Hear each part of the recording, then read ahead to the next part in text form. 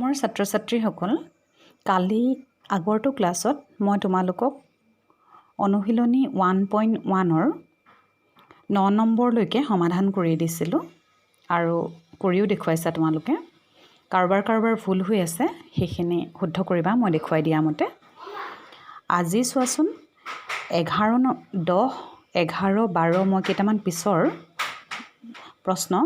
বুজাই দিছো আৰু কৰিও দিছো সমাধান তোমালোকে বুজি পেলাই কৰিবলৈ যত্ন কৰিবা প্ৰথমটো দিছে 10 নম্বৰটো এজন মানুহে এ স্থানৰ পৰা 14 কিলোমিটাৰ পূবে গ'ল কিন্তু আন এজন মানুহে এ স্থানৰ পৰা 6 কিলোমিটাৰ পশ্চিমে গ'ল তেতিয়া তেওঁলোকৰ দূৰত্বৰ অন্তৰ কি হ'ব অৰ্থাৎ কি বুলি কৈছে চোৱা ধৰা হল এডাল সংখ্যা ৰেখা এডাল অৰ্থাৎ ৰাস্তাটোক আমি সংখ্যা ৰেখা বুলি ধৰিছো আৰু মানুহজনৰ যেটো পজিশনত তেওঁ আছে হেতুক ধৰা হৈছে এ এৰ পৰা তেওঁ হুহাতে যাওঁতে আমি পূব দিশ বুলি ধৰিছো এৰ পৰা পূব দিশত তেওঁ গ'ল 14 কিলোমিটাৰ আৰু এৰ আন এজন মানুহে আকৌ এৰ পৰা পশ্চিম দিশত গ'ল 6 কিলোমিটাৰ তেনেহলে এই দুজন মানুহৰ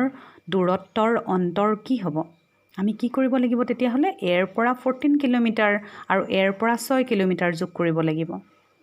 অৰ্থাৎ আমি উত্তৰটো কিমান পাম তেনেহলে মানুহ দুজনৰ মাজৰ দূৰত্ব হ'ব 14 + 6 কিলোমিটাৰ = 20 কিলোমিটাৰ দ্বিতীয়টো 11 নম্বৰ প্ৰশ্নটো চোৱা এজন মানুহৰ হাতত 35 টকা জমা আছে কিন্তু আন এজনৰ 40 টকা ধাৰ আছে প্ৰথমজন মানুহ দ্বিতীয়জন মানুহতকৈ কিমান চহকী প্ৰশ্নটো বুজিবলৈ প্ৰথমতে চেষ্টা কৰা যে প্ৰথম মানুহজনৰ হাতত জমা আছে 35 টকা জমা থকা টকা আমি +35 বুলি লিখিব পাৰো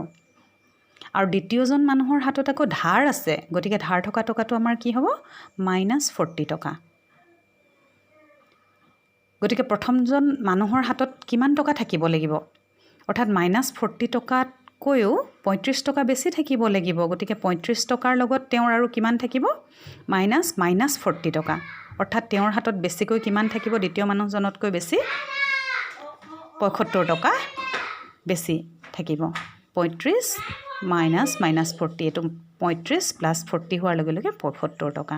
এতেকে দ্বিতীয়জন মানুহতকৈ প্ৰথমজন 75 টকাত চহকী এনেদৰে লিখিবা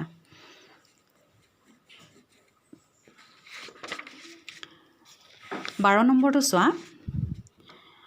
কোনো এটা মঙ্গলবাৰে পুৱা 5 বজাত গুৱাহাটীত তাপমাত্ৰা আছিল 25 ডিগ্ৰী সেলসিয়াছ কিন্তু বিয়লি 2 বজাত তাপমাত্ৰা 8 ডিগ্ৰী সেলসিয়াছ বাঢ়িল আৰু ৰাতি 10 বজাত 3 ডিগ্ৰী সেলসিয়াছ কমি তাপমাত্ৰা কমিল বুধবাৰে পুনৰ দুপৰীয়া 12 বজাৰ পিছত তাপমাত্ৰা 5 ডিগ্ৰী সেলসিয়াছ বাঢ়িলে এই সময়ত তাপমাত্ৰা কিমান হ'ল আমি প্ৰশ্নটো দিয়া থকা মতে কৰি গৈ থাকো চোৱা মঙ্গলবাৰে পুৱা 5 বজাত তাপমাত্ৰা আছিল 25 ডিগ্ৰী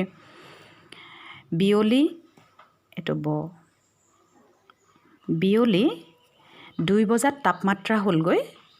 8 ডিগ্ৰী সেলসিয়াছ বাঢ়িলে গতিকে 25 ৰ লগত আমি 8টো যোগ কৰিব লাগিব 8 ডিগ্ৰী সেলসিয়াছ গতিকে আমি পালো 33 ডিগ্ৰী সেলসিয়াছ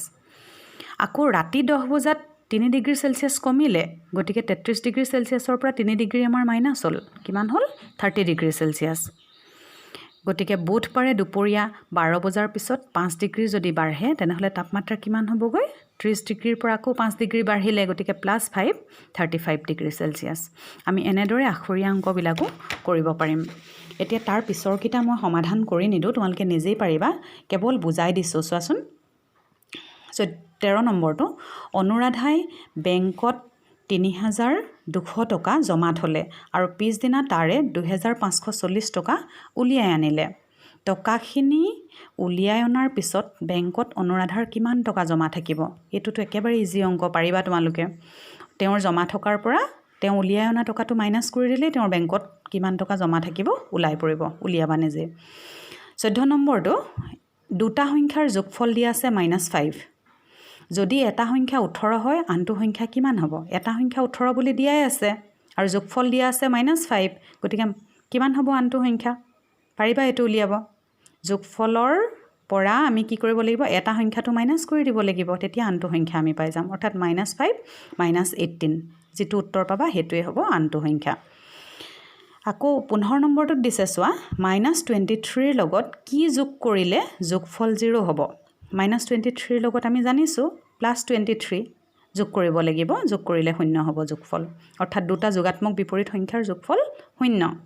-23 যোগাত্মক বিপৰীত হ'ব 23 গতিকে হেকিটা যোগ কৰিলে শূন্য পাম 16 নম্বৰটো চোৱা দুটা অখণ্ড সংখ্যাৰ যোগফল -48 তাৰে এটা -20 হলে আনটো কিমান হ'ব এটো পাৰিবা তোমালোকে যোগফলৰ পৰা এটা সংখ্যা মাইনাস কৰি দিবা অৰ্থাৎ -48 ৰ পৰা